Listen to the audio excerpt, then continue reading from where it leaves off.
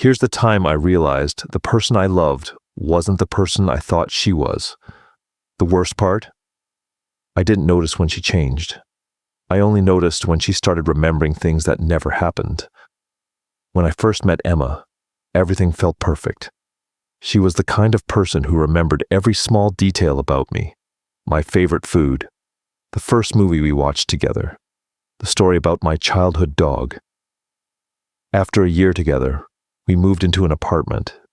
Everything was normal, until small things started happening. She would stare at old pictures of us and ask questions she should already know. She would walk into a room and forget why she was there. At first, I thought she was stressed, but then she started telling me things I knew weren't true. One night, I woke up around 3 a.m. Emma was standing beside the bedroom door, completely still, just staring into the hallway.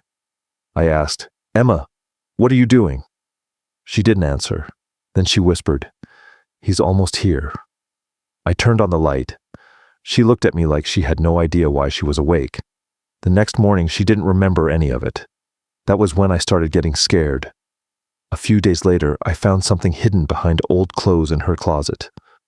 A box full of photographs. Every picture showed a girl who looked exactly like Emma.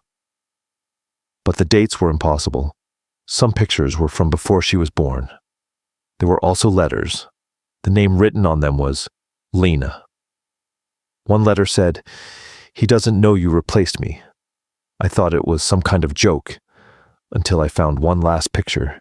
It was Emma, standing outside our apartment, taken 3 years before I met her. I confronted her. At first she cried. Then she became calm. Too calm. She told me she didn't know what was happening either. She said every night when she slept, someone else was waking up. Someone who knew everything about her. Someone who wanted her life. Then she looked at me and said, "Please don't let me fall asleep tonight." That was the moment I realized she wasn't trying to scare me. She was afraid.